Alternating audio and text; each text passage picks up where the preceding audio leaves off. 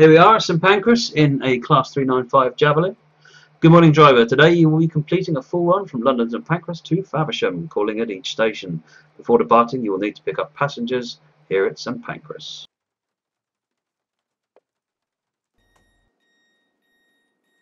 It looks like a really cheerful day, nice and grey, so that means it will probably be raining when we get out of the station canopy.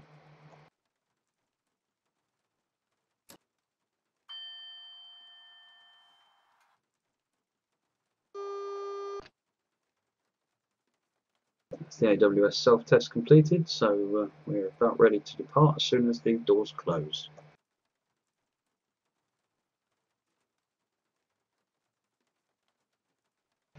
So this train has actually got a number of different types of technology on it, so let's get moving and I'll talk about that. Passengers boarded the train proceed to Stratford International.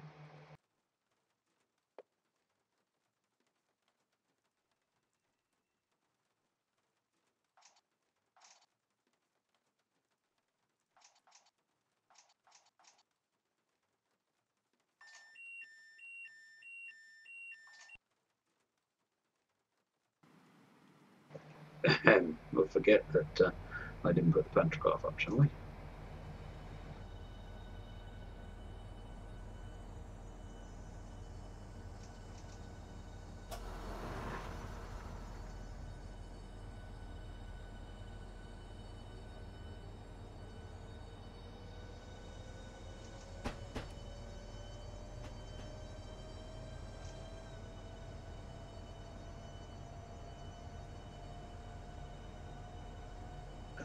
So this part of the route, just basically to these sets of signals here, is actually a Belgian signalling system. And then as we come round into the tunnel over here, the French TVM 430 system, which is used on the high-speed LGV lines where the TGV trains runs. And then once we come off at Ebbsfleet, we switch back to the British signalling system where we'll have AWS and TPWS and all of that good stuff that we're all familiar with. The other interesting thing is that once we get to Ebbsfleet, we actually change from overhead power to third rail power, which is also quite interesting.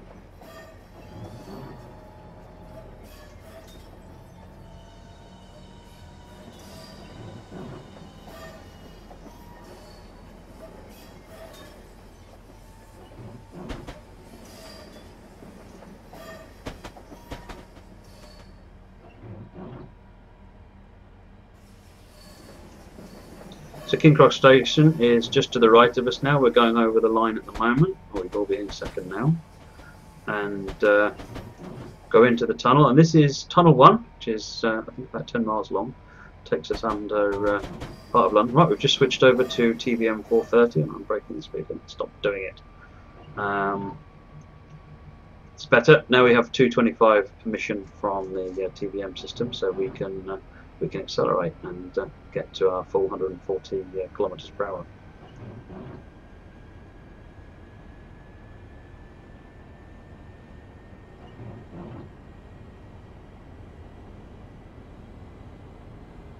Sorry, 225 kilometers per hour, 140 miles per hour. So this is something that takes a little bit of getting used to. The HUD here is all measured in miles per hour, and the loco is in whatever is appropriate for the area you're in. So TVM 430, being European system, is all kilometers per hour, and then when we switch power systems over and change signalling systems, it all changes to miles per hour in the cab. So it's just something to keep an eye out for.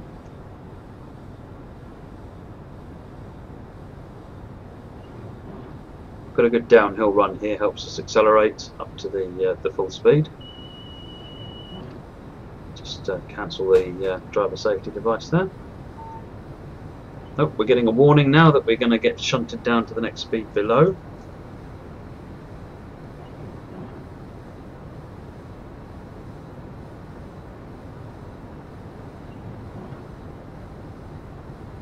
So these flags we're about to go past, like that. So that's 200, and we're getting told we're going to get slowed down a bit further. So the next flag, which are all represented on the HUD with these signals, that is the signal control blocks. So I think that's probably enough. I must admit, at this point, I can't remember what the slowdown sequences are. So just got 117. It's flashing, means that we're still being told to slow down. So I'm going to slow it down to 140.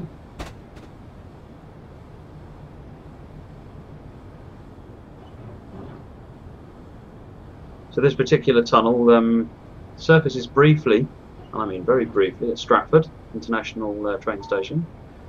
We've been dropped to 160 km/h speed limit, and told we're going to be slowing down further.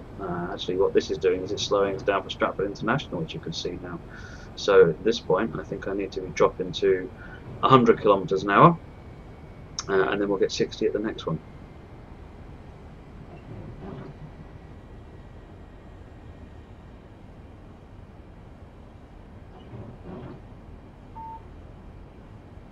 So I've got 100 warning of a further deceleration, which means we now need to be looking at 60 for the next one.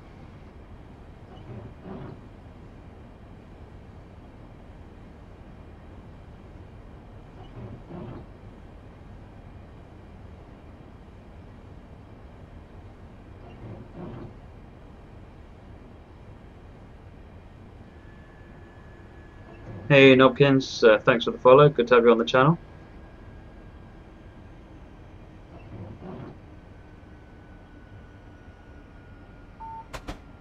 .80 km/h as we come into Stratford International, and then it'll be 60 as we come into the platform.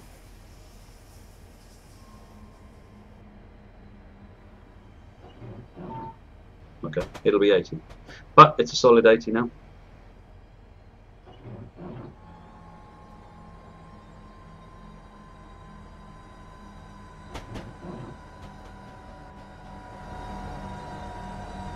Turn the audio up on this one a little bit because it's a bit quieter than the last one we were using.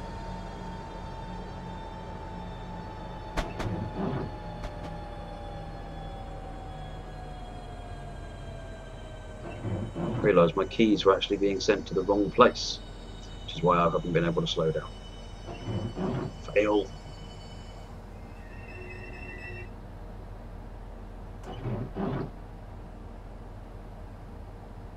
Can you see the Olympic Park from the station? No, you can't. However, on one of our other routes, Great Eastern Main Line, Gemmell, you can, because the Stratford Overground station runs right beside it. Hi SAS Trooper, I'm going to pronounce it correctly this time. Thanks for joining the channel, good to see you.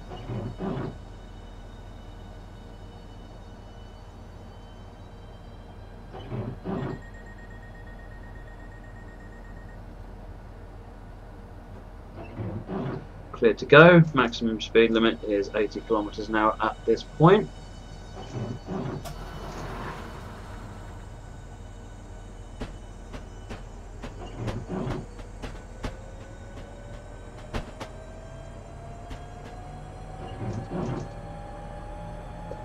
So from Stratford we enter Tunnel 2, and Tunnel 2 takes us probably for about the same sort of distance again, out into the Dagenham Docks sort of area. Now we've just been promoted to 100 kilometres now, so we can get going. And then if memory serves, we get hit with the tube. There we go. The full 225 has just been given to us, so we can now accelerate.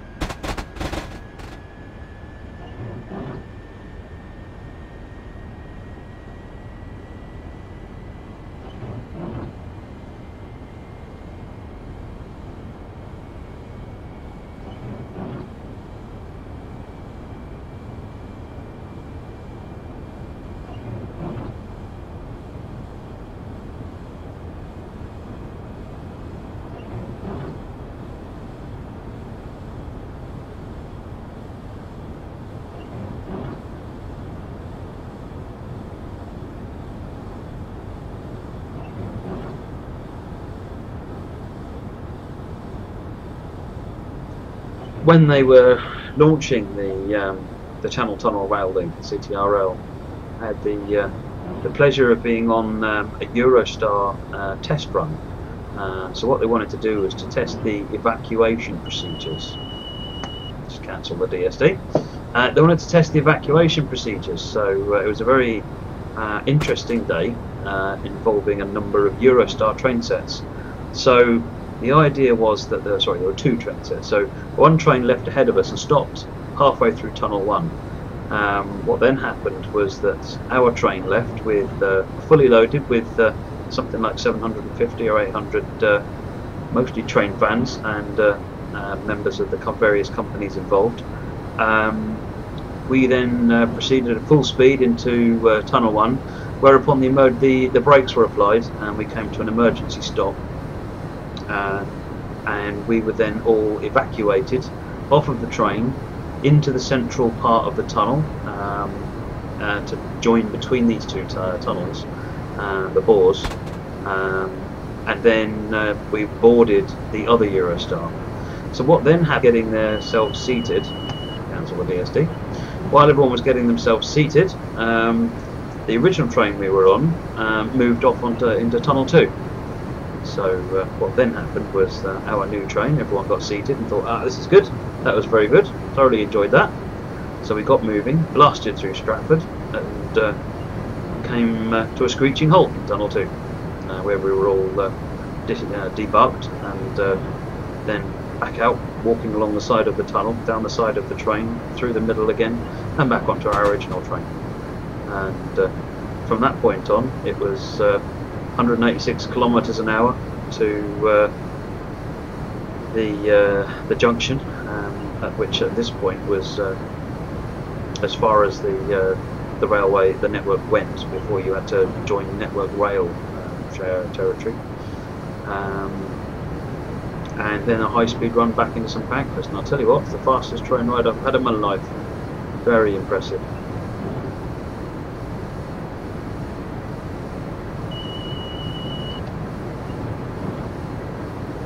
So we're coming out of Tunnel 2 now into the Dagenham Docks area. So as we come up the tunnel here, now this is still high-speed 1, so we can maintain our high speed. It's still an LG. You can see the windmill over on the right there if you're familiar with the Dagenham Docks area. I do believe that was probably the A13 over on the right. Yes, there's the containers. It's a very industrial area. Quite famous for the Ford factory that was down there. I believe there was even a movie made after that. Right, let me just have a look at the chat. People are asking questions and I'm ignoring them. How hard have I found it to understand all the different signalling systems? Yes, I'm speeding, hold on. The one that gives me the most challenge, if I'm honest, is the German one with PZB. But mostly it's down to concentration, it has to be said, because unlike a lot of train systems which beep at you, expecting you to do something, the German one doesn't beep at you until you've failed to do something. Which feels appropriate. You're supposed to be looking out the window and concentrating on what you're doing, and if you fail to do something, you're apparently not paying enough attention. So that's fine, but it does make it all the more tricky, but all the more rewarding when you figure it out. The Metro North signalling system over on the New York-New Haven line, thoroughly enjoyed that once I figured that one out. And TVM is good fun. They're all good, to be honest. It's all good. Is it tricky to learn? It's just practice. It's just practice. Do I own any Hornby? I've got Hornby, Bachmann, you name it. My dad's built an enormous model railway with more stock than you can shake a stick at. And I've got a little M-gauge railway which I'm building with my son, which is currently populated by Kato trains, because my son is he's even more of a high-speed junkie than I am. So he's got 2 or 3 Japanese Shinkansen trains in M-gauge.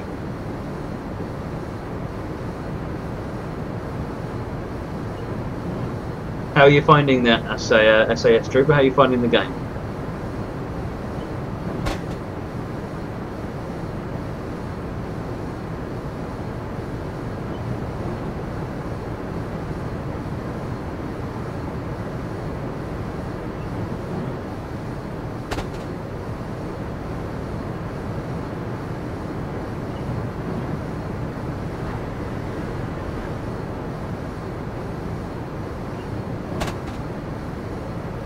So we've got a downgrade coming now. We can hear this bit here is where we're going to be moving into the Ebbsfleet area, and the first thing that happens is that we're going to cross the M25. If you know the area, there's the M25, and over to the right is the QE2 bridge, which you can't really see very well through here. There it is, that's the QE2 bridge, and now we're going into the tunnel, which is tunnel 3, yes, we're going to make our way. So shortly after we come out of tunnel 3, we'll be heading into Ebbsfleet, which will be a significant change of pace from what we've been doing just up until now.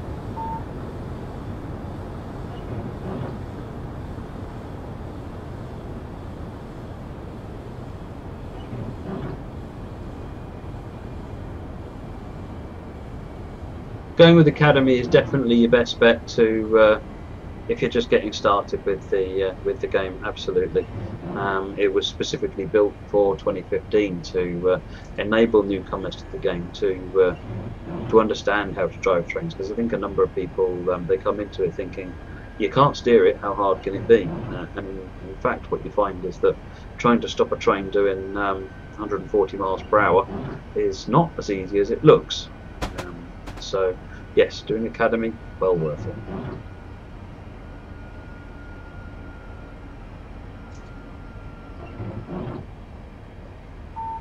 That's it, we're now being set to 100 kilometers an hour with warning for further decreases. That's fine, I'm just letting it coast out now.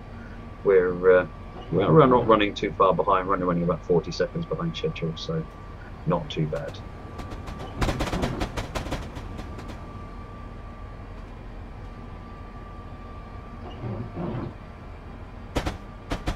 So that's it for the high-speed 1 tunnels. At Ebbsfleet, what happens now is we'll get pulled off to the left. Been slowed down to 80 kilometers an hour, which is fine. We're under 80, and we'll do the power changeover. So I have to admit, it's been a while since I've done one. So let's see if I can remember how to do it. This will be interesting. No pressure.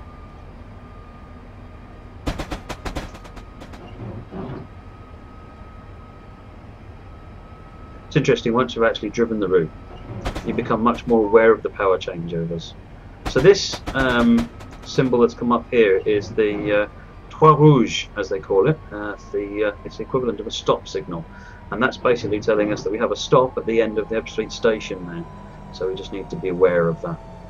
Part of the reason for that is, of course, we're going to be changing signalling systems at Ebbsfleet International.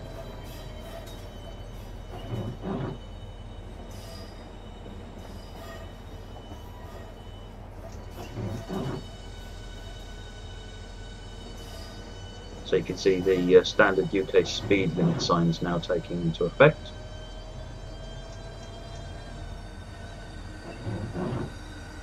TVM 430's egg box has switched off because we're no longer under TVM control.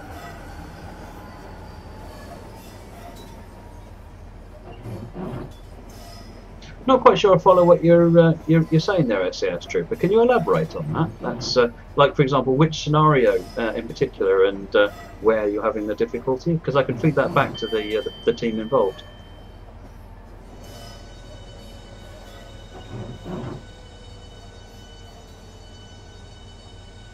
We missed 6 car. Oh no, here's the 6 car stop. We're going to be just about bang on the 6 car stop. On platform 6. Okay, lots of 6s. We were doing 6 kilometers an hour at the time. Right, open the doors. Now let's get the power changed over.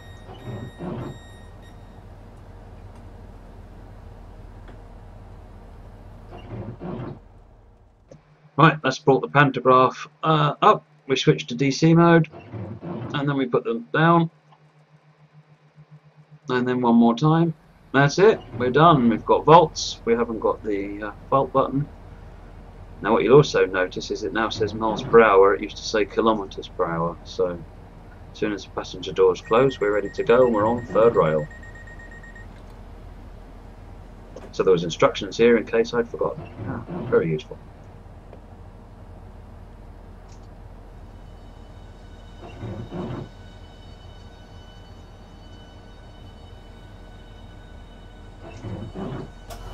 Hi Trappy, no, unfortunately I don't have any DLC to give away, I'm afraid. Sitting next to a driver in real life, I think a lot of us would like that. But health and safety and security regulations mean that it's a thing of the past, I think, for the vast majority of people. Very now and again, we are fortunate to be able to work very closely with some of the train companies and get permission to and training to be able to sit with the drivers as they do a run, as indeed we were able to with Javelin, thanks to the work we did with Southeastern and Hitachi. But it's certainly the exception and not the example these days, unfortunately.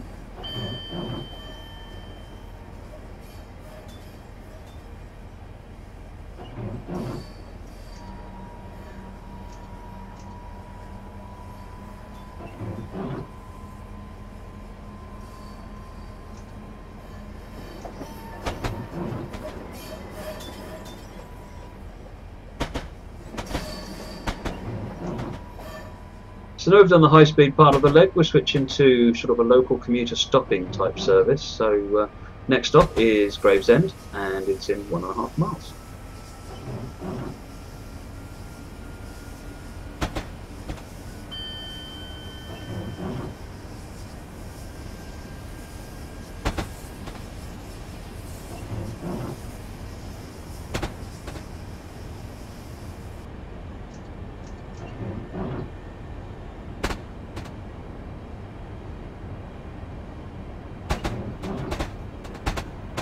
Got a Class 375 coming in the other way.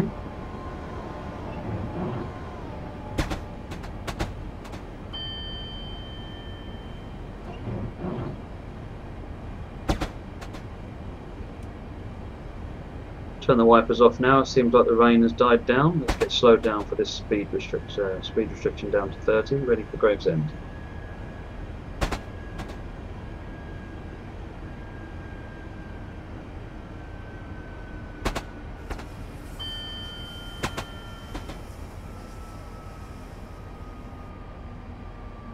Green light with a feather, so we're taking a junction to the left.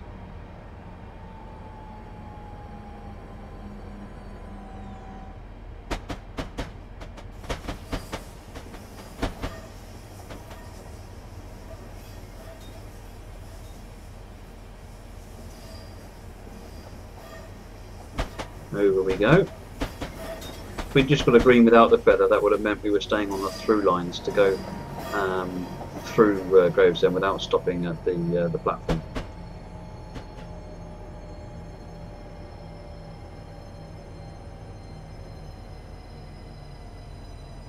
It's the 4-car stop. Can we stop at the 6-car stop?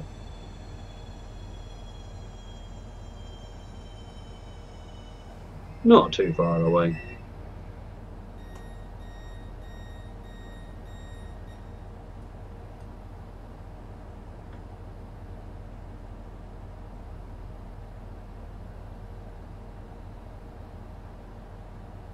Okay, CS Trooper, I will make a note of that and get someone to take a look tomorrow and see if they can see where the difficulty is on that one.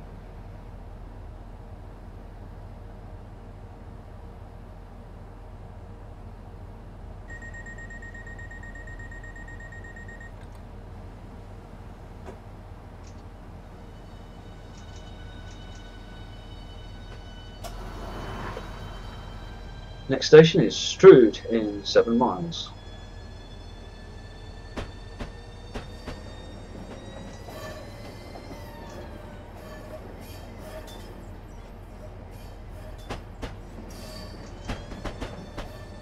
What's really neat about this particular journey is it goes right past the offices, or as close as you're going to get to the offices on a railway line these days anyway. Yes, 7 miles is Strood, and then you're in a stone's throw from where I am.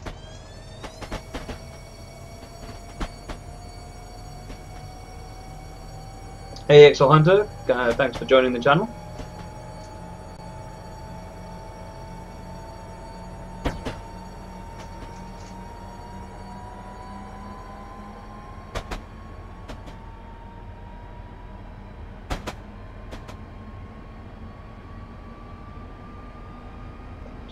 Thanks for the for joining us, Jim, and hopefully we'll see you again. Have a safe journey tomorrow.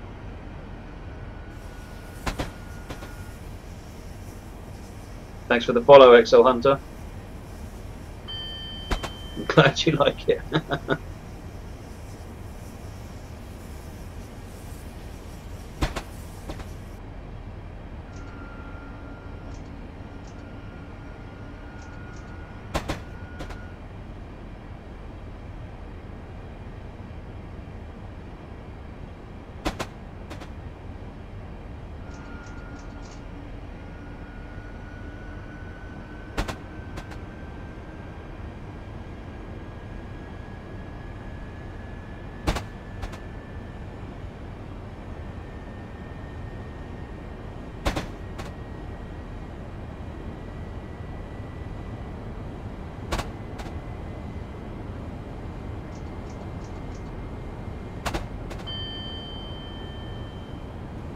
Green light so far, which is always a good thing.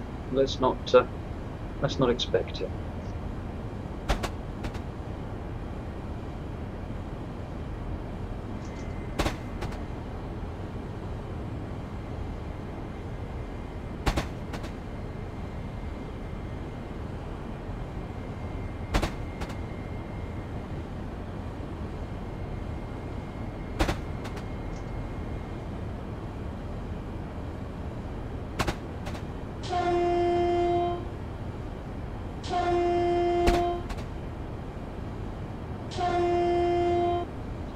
Blow my horn. There we go. AWS ramp ping, giving us a good sign.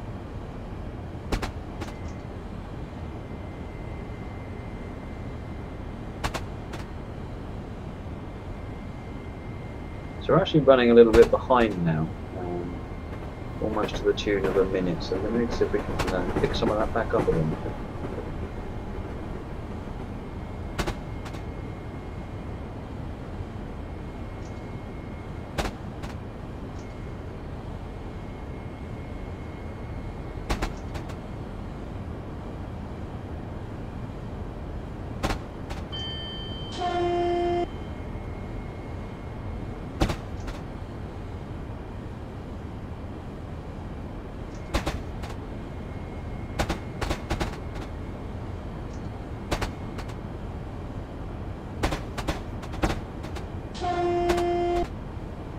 I believe we're in the area of Who Junction at the moment.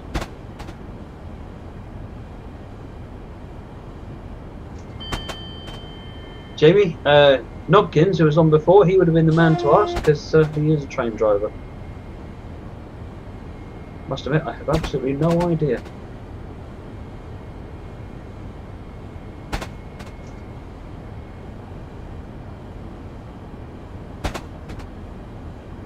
So just keeping it between 70 and 70.9, sort of gaming the system a little bit, is allowing me to beat the ETA and start clawing some time back.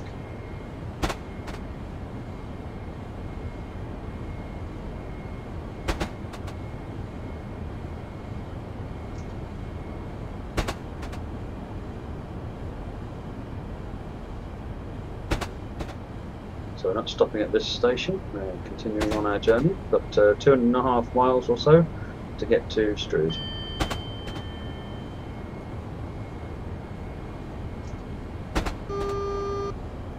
So we just had a warning, which is I believe because of a speed restriction coming up.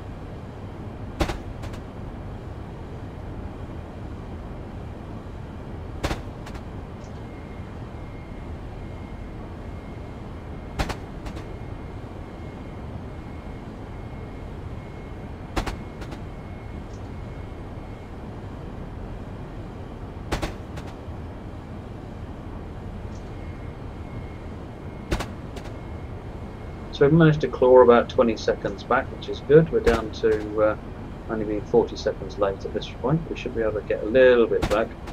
And we can see Strood on the HUD now. This is the bomb hole, I believe it's called, between the two tunnels. And Strood in 1.3 miles.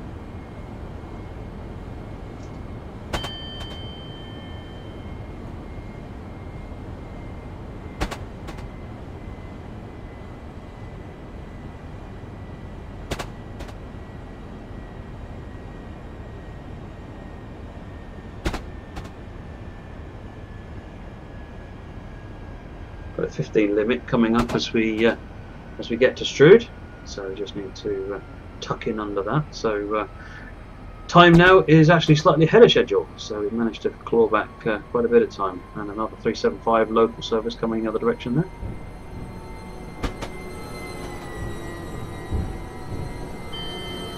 Hi Jim, yeah, that's definitely one of the things that I'm looking at doing, sort of route creating and scenario creating, all that kind of thing. I think would go down quite well.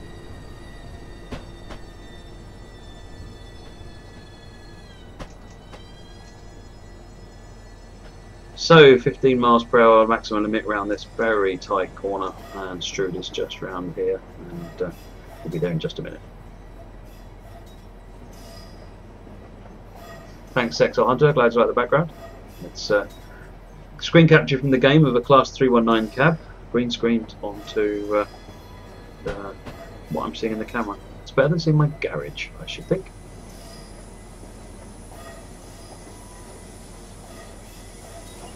Looks like it started raining again. Let's get the wipers going. Cheers Jim, take care.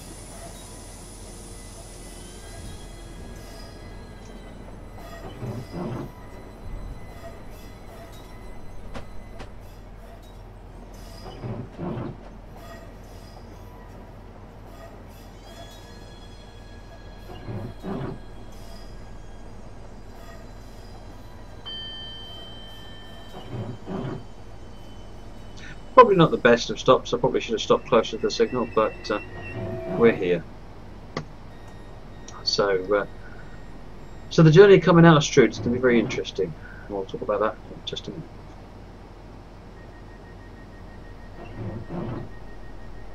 A beeping from the 375 over there, which is probably London bound actually.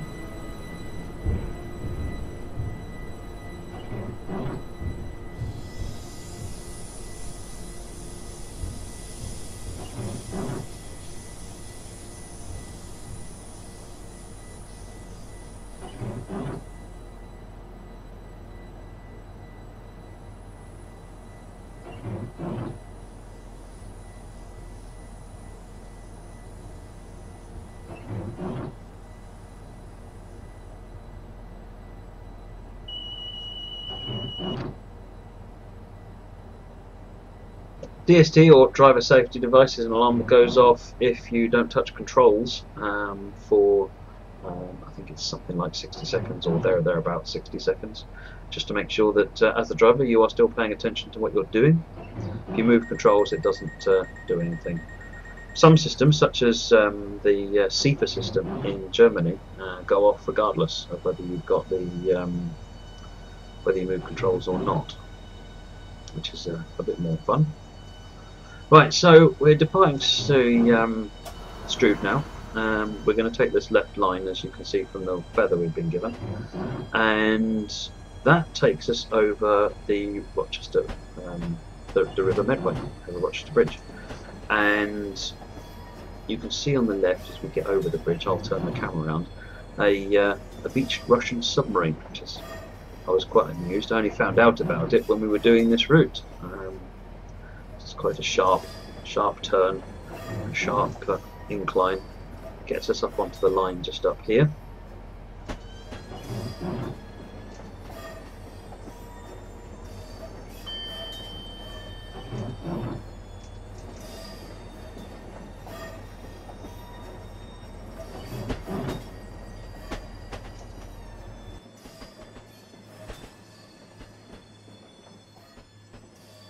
there's our famous submarine over there.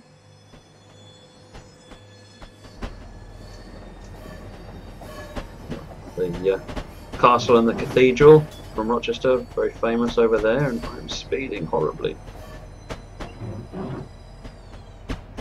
Too much time waffling, not enough time paying attention. Anyway, the javelin coming the other direction. So our next stop is actually just over the other side of this bridge, and it's a station called Rochester. Now in real life, they're actually in the process of moving the station closer to the bridge, only by about a station's length, so that they can provide better facilities to people that use the station, because it is very heavily used. So just coming into Rochester Station, and after Rochester Station is Chatham.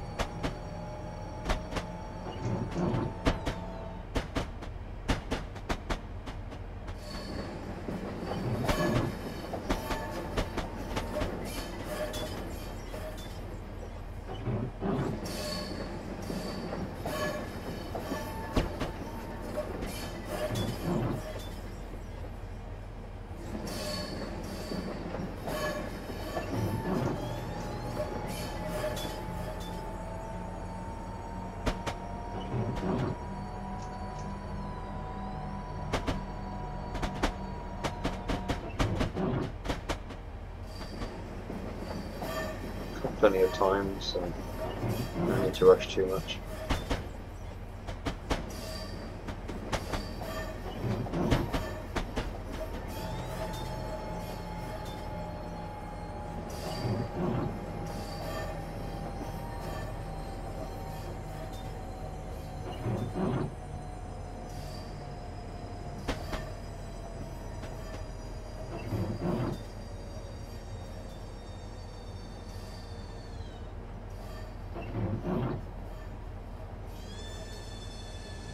Four and 6 car stops at the end of the platform. 4, 8 and 10 car stops at the end of the platform.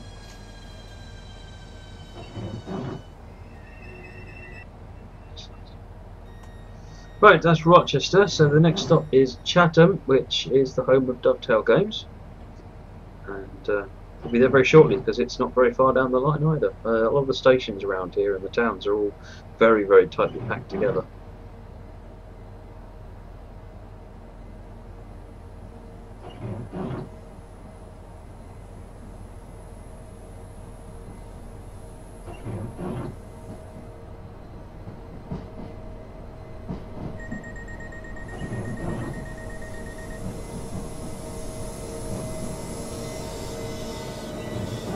Right, let's get on to Chatham, and next stop in 0.5 of a mile. I could probably just said that half a mile.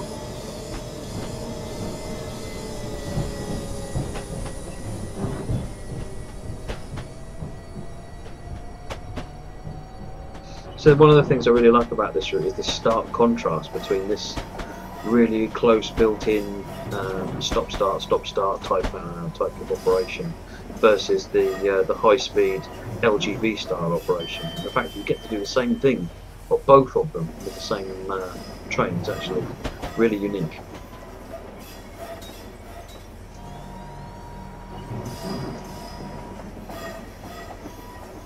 Chatham Station literally starts right after the end of this tunnel. You can see the platform there, just starting as the tunnel ends. It's got quite a defined area above. We had to make very nice